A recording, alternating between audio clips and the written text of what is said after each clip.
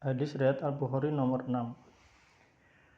Al-Bukhari berkata, telah menceritakan kepada kami Abu al-Yaman Al-Hakam bin Nafi, ia berkata, telah mengabarkan kepada kami Syu'aib dari Az-Zuhri, ia berkata, telah mengabarkan kepadaku Ubaidullah bin Abdillah bin Utbah bin Mas'ud bahwa Abdullah bin Abbas telah mengabarkan kepadanya bahwa Abu Sufyan bin Harb telah mengabarkan kepadanya bahwasanya Heraklius pernah meminta rombongan dagang Quraisy untuk menemuinya. Kebetulan saat itu mereka tengah mengadakan ekspedisi dagang ke negeri Syam. Semasa berlakunya perjanjian Hudaybiyah antara Nabi Muhammad SAW dan Abu Sufyan beserta orang-orang kafir Quraisy lain. Saat singgah di Ilya, mereka pun berjumpa dengan Heraklius. Lantas ia mengajak mereka berdialog di majelisnya di tengah-tengah para pembesar negeri Romawi. Di samping itu, ia juga mengundang penerjemah di sisinya. Heraklius pun berkata, siapakah di antara kalian yang paling dekat hubungan nasabnya dengan seorang yang mengaku sebagai nabi? Abu Sufyan berkata, maka aku jawab, akulah orang yang paling dekat hubungan nasabnya dengannya. Heraklius melanjutkan perkataannya, dekatkanlah dia denganku dan juga sahabat-sahabatnya, namun bariskanlah mereka di belakangnya. Lalu Heraklius berkata melalui penerjemahnya, katakan kepadanya bahwa aku bertanya tentang lelaki yang mengaku sebagai nabi. Jika ia berdusta kepadaku, maka kalian harus mendustakannya. Abu Sufyan berkata, demi Allah, kalaulah bukan rasa malu akibat tudingan pendusta yang akan mereka lontarkan kepadaku, niscaya aku akan berdusta tentang dirinya.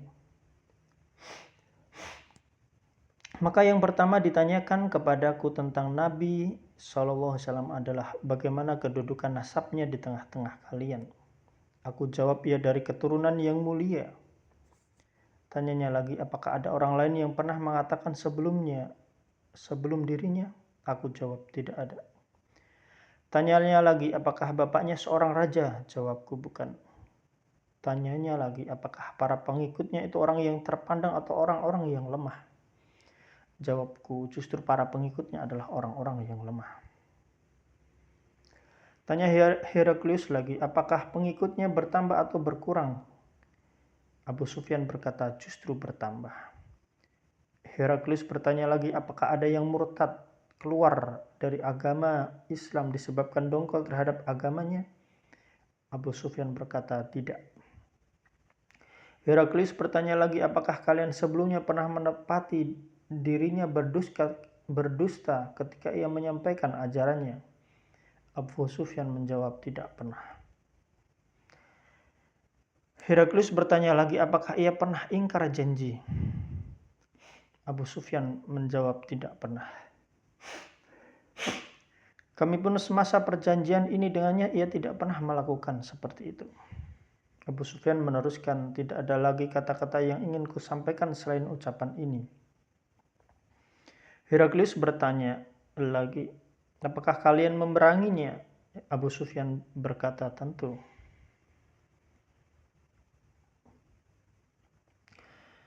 Heraklius bertanya lagi, bagaimana tragedi perang tersebut?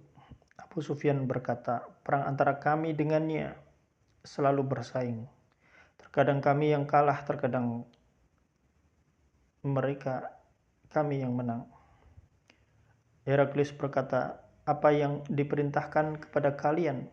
Abu Sufyan menjawab, ia menyerukan untuk menyembah Allah semata dan janganlah kalian menyekutukan Allah dengan sesuatu apapun, serta tinggalkanlah apa yang dikatakan oleh nenek moyang kalian. Ia juga memerintahkan kami untuk menegakkan sholat, menunaikan zakat, berkata jujur, menjaga diri dari perbuatan buruk, baik berupa ucapan maupun perbuatan, dan menyambung tali silaturahim. Heraklius berkata kepada penerjemahnya, katakan kepadanya bahwa aku telah menanyakanmu tentang keturunan orang tersebut. Lalu engkau menjawab, ia memiliki keturunan yang mulia. Begitulah para rasul, yang mana mereka diutus di tengah keturunan kaumnya. Dan telah kutanyakan kepadamu, apakah pernah ada orang sebelumnya yang mengatakan seperti itu, yang dikatakannya. Lalu kau jawab, tidak ada. Seandainya ada orang sebelum yang mengatakan itu, tentu kau anggap orang ini meniru orang sebelumnya yang pernah mengatakan hal yang serupa, mengaku-ngaku nabi. Aku juga menanyakanmu, apakah dari buyutnya ada yang dari keturunan raja? Lalu engkau menjawab, tidak ada. Aku katakan, andai buyutnya ada dari keturunan raja, tentu orang ini pasti sedang menuntut kerajaan pendahulunya. Aku juga menanyakan kepadamu, apakah kalian pernah mendapati dirinya berdusta sebelum ia menyampaikan ajarannya? Lalu engkau menjawab, tidak. Aku benar-benar faham bila kepada manusia saja ia tidak berani berdusta, terlebih lagi berdusta kepada Allah. Aku juga menanyakan kepadamu, apakah para pengikutnya itu orang yang terpandang atau orang yang lemah? Lalu engkau menjawab bahwa yang mengikutinya adalah orang-orang yang lemah.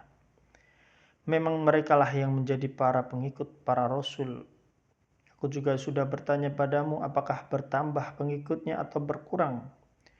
Lalu engkau menjawab, bertambah. Dan memang begitulah perkara iman hingga menjadi sempurna. Aku juga bertanya pada kalian, apakah ada yang murtad keluar dari agamanya disebabkan dongkol terhadap agamanya? Lalu kalian menjawab, tidak. Dan memang begitulah keimanan, apabila telah melekat akan tumbuh bersemi di dalam hati. Aku juga sudah bertanya kepadamu, apakah dirinya mengingkari janji? Lalu kau jawab, tidak pernah. Begitulah para rasul tidak pernah ingkar janji. Aku juga sudah bertanya padamu apa yang diperintahkannya kepada kalian. Lalu kalian menjawab bahwa ia memerintahkan kalian untuk menyembah Allah tanpa menyekutukannya dengan sesuatu apapun, dan melarang kalian menyembah berhala.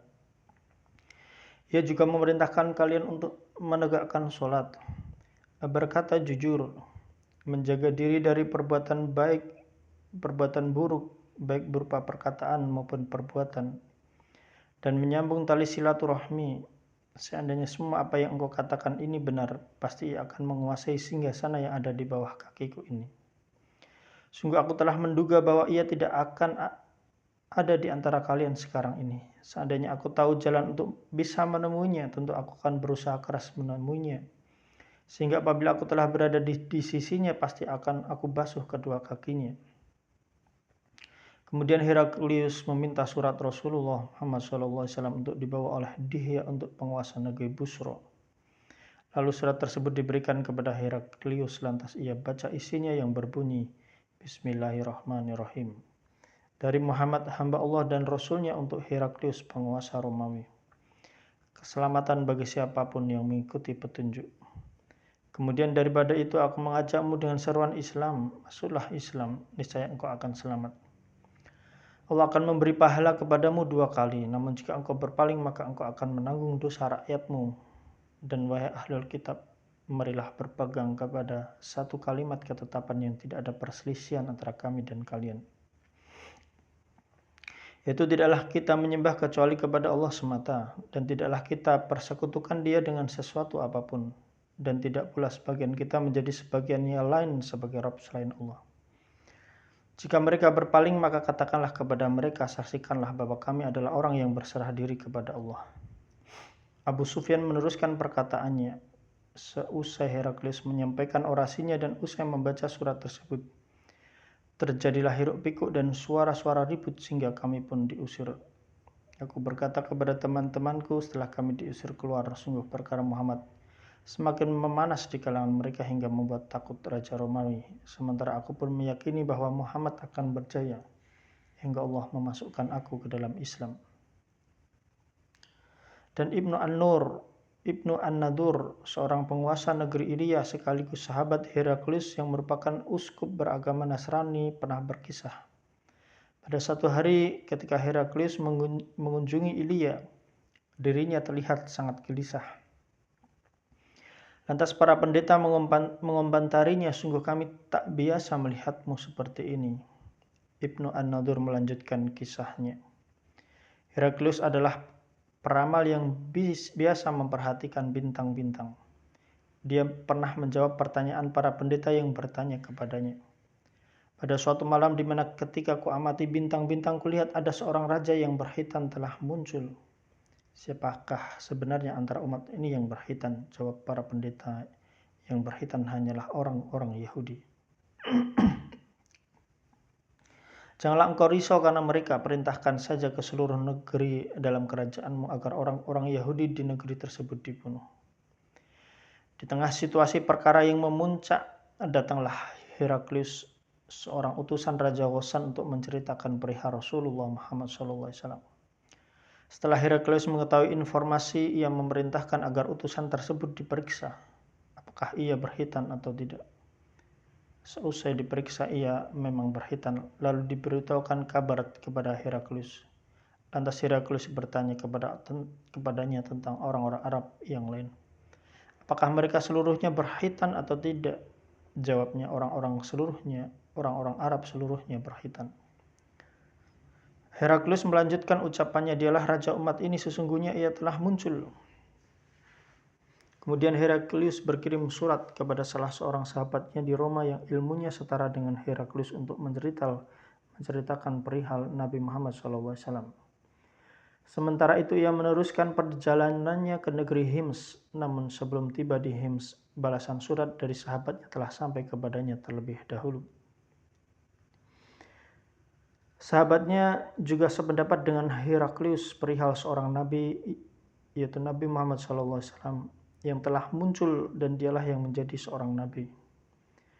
Heraklius lalu mengundang para pembesar Roma supaya datang ke tempatnya di Hims. Setelah semua hadir dalam majelisnya, Heraklius memerintahkan agar supaya mengunci semua pintu. Kemudian ia berkata, "Wahai bangsa Romawi, maukah kalian semua menginginkan kemenangan dan kemajuan yang gilang gemilang sementara kerajaan tetap utuh di tangan kalian? Bila kalian menginginkan, akuilah Muhammad sebagai nabi." Mendengar ucapan itu, mereka lari bagaikan keledai liar, padahal semua pintu telah terkunci. Melihat keadaan yang demikian, Heraklius putus harapan akan keimanan mereka dan dirinya percaya kepada kenabian Rasul Muhammad SAW. Lalu diperintahkan semuanya untuk kembali ke tempatnya masing-masing seraya berkata, "Sesungguhnya yang kuucapkan tadi hanyalah sekedar menguji keteguhan hati kalian semua. Kini telah kulihat keteguhan itu." Lalu mereka sujud di hadapan Heraklius dan mereka ridha terhadapnya, dan demikianlah akhir kisah Heraklius. Telah diriwayatkan Shalih bin Kaisan, Yunus dan Ma'mar dari Az-Zuhri. Hadis riwayat Al-Bukhari nomor 6.